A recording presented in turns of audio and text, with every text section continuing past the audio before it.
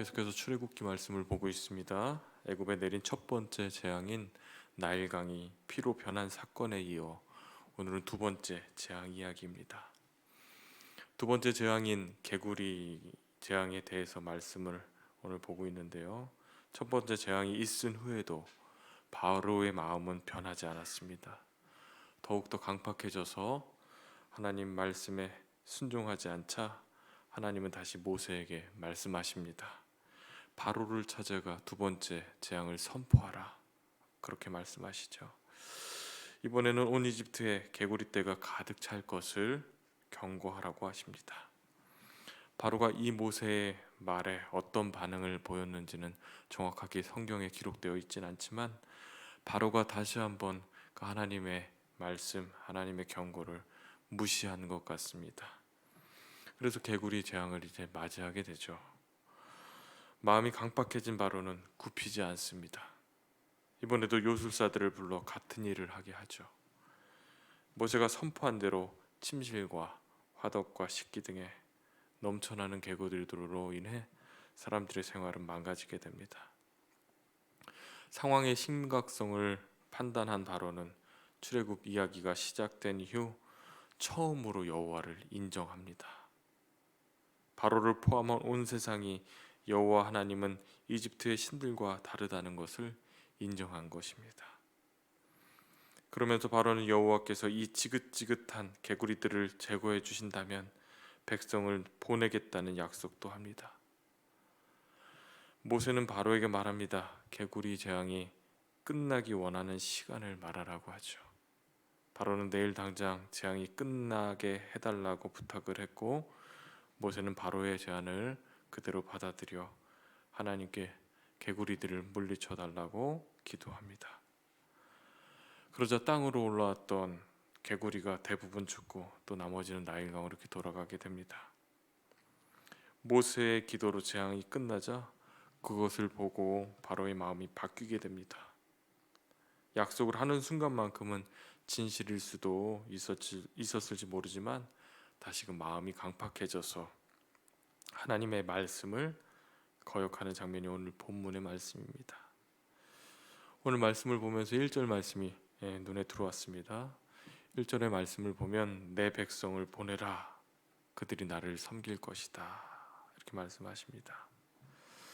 어제 첫 번째 재앙이었던 나일강이 피로 변하는 재앙이 임하기 전과 같이 하나님이 심판하시기 전에 말씀하십니다. 어쩌면 이렇게 어떻게 보면 바로에게 회개할 기회를 주셨습니다. 오늘 두 번째 재앙도 마찬가지입니다. 먼저 말씀하십니다. 마음을 돌이킬 기회를 주시는 것입니다. 어떤 말씀으로 기회를 주시는가 살펴보면 같은 말씀이었어요. 내 백성을 보내라. 하나님의 관심은 완악하고 강팍한 그 바로의 심판과 애굽의 심판이 아니라는 것입니다. 언제나 하나님의 관심은 하나님의 백성들에 대한 관심인 것이죠. 앞으로도 많은 재앙들이 소개가 되지만 또 그 재앙들은 바로의 완악함으로 인해 점점 더 강화되지만 결국 하나님의 관심은 나의 백성을 보내라는 것입니다. 이스라엘을 구원하시겠다는 그 언약을 성취해 나가시는 여호와 하나님을 보게 됩니다. 그들의 고통을 보시고 울부짖음을 들으시고 근심을 아시는 하나님께서 구원하시겠다고 하는 것이 하나님의 뜻이라는 것입니다. 그리고 그 구원받은 백성들이 해야 할 일이 있는데 그것은 하나님을 예배하는 것입니다. 우리도 구원받은 하나님의 자녀들입니다. 하나님의 은혜로 예수 그리스도의 희생으로 우리들이 죄 사함 받고 구원을 얻고 하나님의 자녀, 하나님의 백성이 되었습니다. 하나님이 우리를 구원하신 가장 중요한 목적 중에 하나가 우리를 통하여 예배 받으시려고 하는 것임을 말씀하고 있습니다. 예배가 무엇인가요? 어떤 신학자는 예배를 이렇게 정의합니다. 하나님의 계시에 대한 인간의 가장 적극적인 반응이다. 새벽인데 어렵죠? 좀 더 쉽게 설명을 하면 이거예요. 내 신앙을 가장 잘 표현하는 것이 예배다라는 것입니다.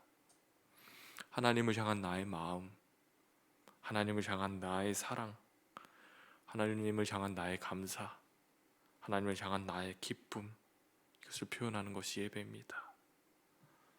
단순히 이야기하면 우리의 신앙을 가장 잘 표현하는 방법, 그것이 예배예요. 예배를 통해서 우리의 믿음을 잘 표현할 수 있는 것입니다. 예배를 통해서 하나님을 기억하고 우리의 믿음을 고백하고 하나님을 만나는 것입니다. 하나님을 만난 사람들은 다릅니다. 삶의 변화가 있습니다. 예배자의 삶을 살아가게 됩니다. 그 믿음의 고백이 있는 사람들은 예수님과 늘 함께하며 예수님을 닮아가게 됩니다. 그 변화된 한 사람을 통해 세상이 바뀌는 것, 변화된 우리를 통해 하나님 나라가 확장되는 것, 그것이 진정 하나님이 원하시는 일인 줄 믿습니다. 기억하십시오. 하나님이 우리를 구원하셨고 구원받은 우리를 통해 하나님의 구원 역사는 지금도 이루어지고 있음을 기억하는 저와 여러분 되시기를 주님의 이름으로 축원합니다.